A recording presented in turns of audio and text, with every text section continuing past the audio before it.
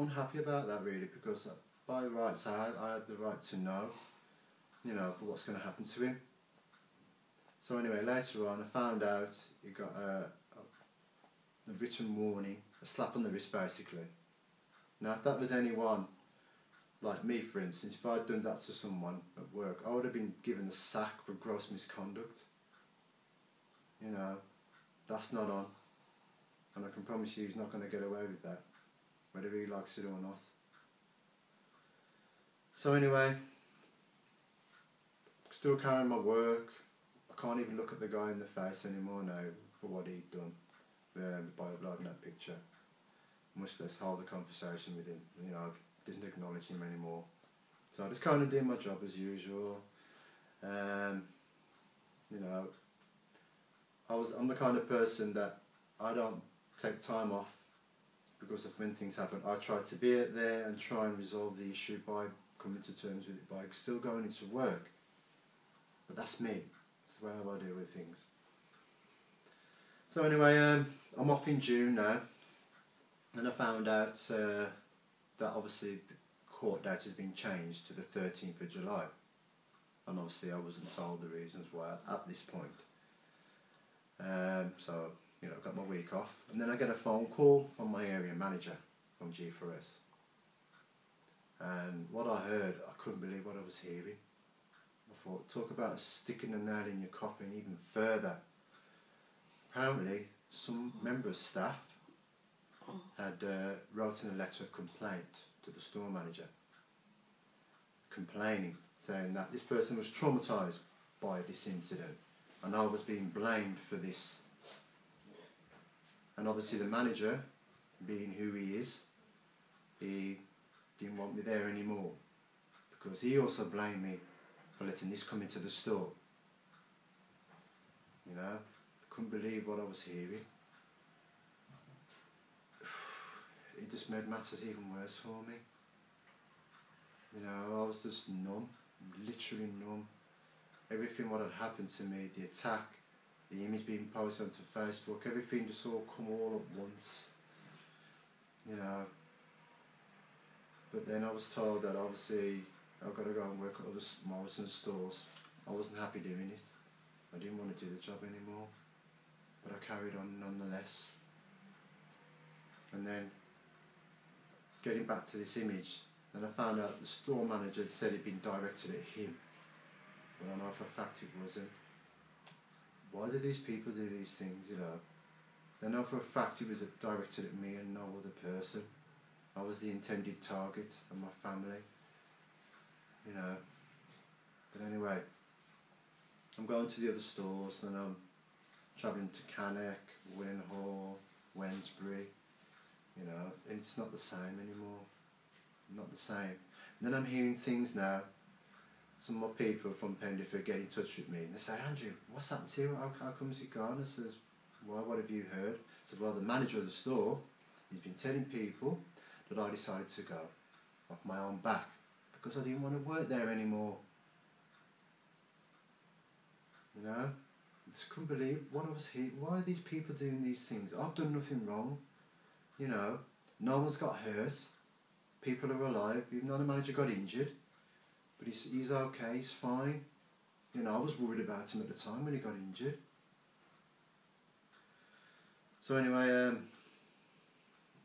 couldn't believe what I was hearing from my people from Pendlefield, you know, saying that the manager was saying this, saying that I decided to go off my own back when he said that he doesn't want me there anymore and I still wanted to work there.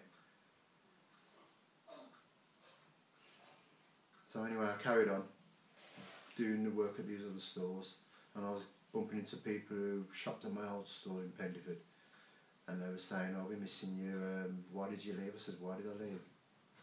I said, I didn't leave on my own accord, I didn't want to go.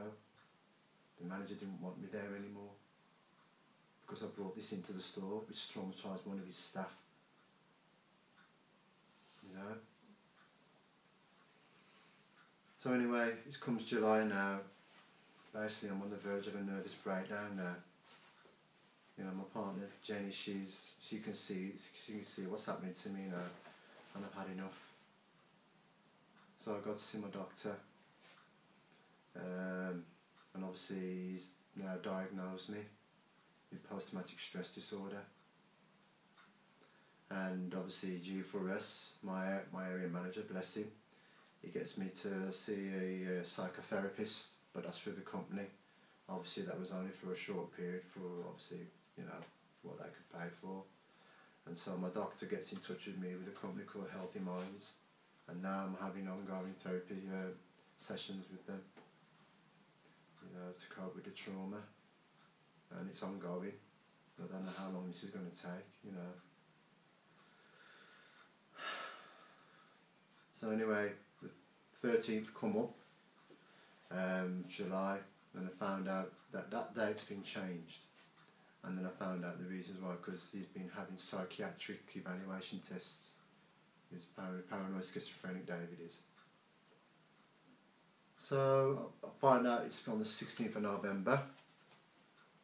So now obviously I'm off work on the box now, and I'm waiting for the court date to come up.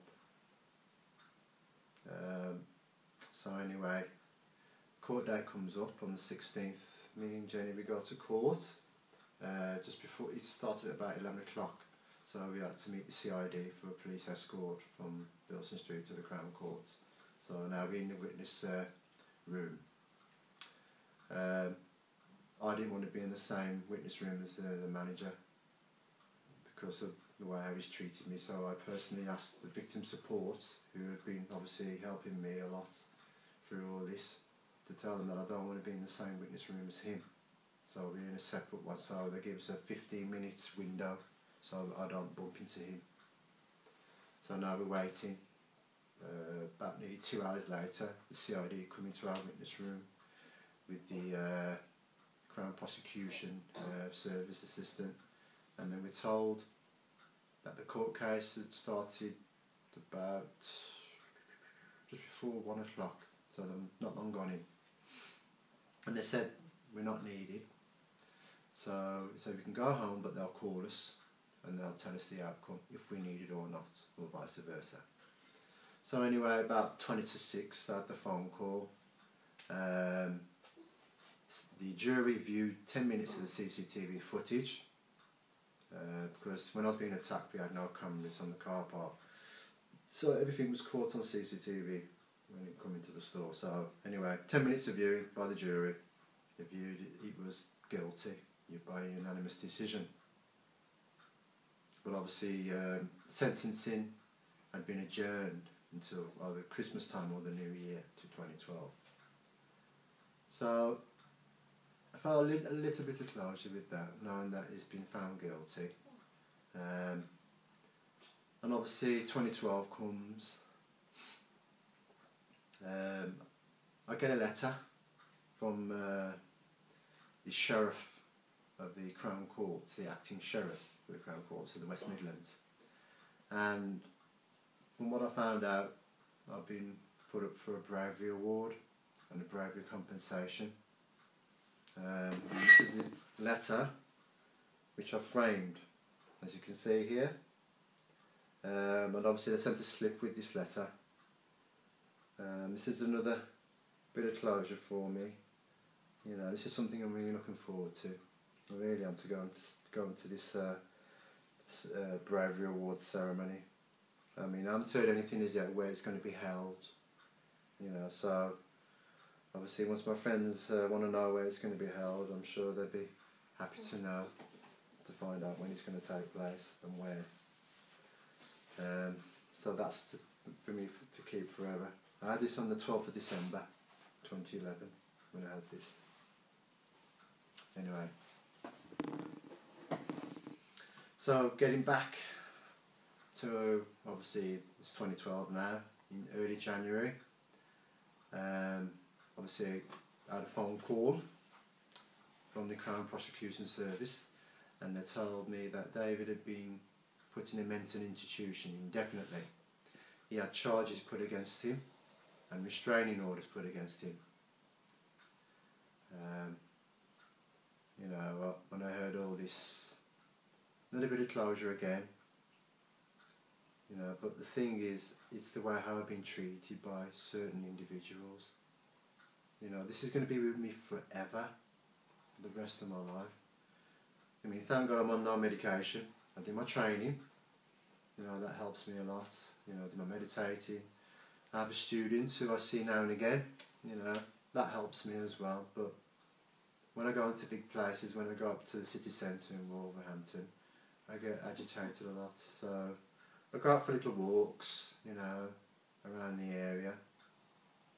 I have my son Ben on the Sundays with me, and we take Harry to school every day because my partner, she's had to give up work because her son was diagnosed with autism. He's got the Asperger's condition, bless him, but he's a lovely child, you know. He's another part of my therapy as well, bless him. So there you have it. The truth of what really happened, and the truth about how I was dealt with by certain individuals, you know. And I want people to really know the truth, because the truth may hurt with some people, you know, with those ones who are against me on this, the truth will hurt them.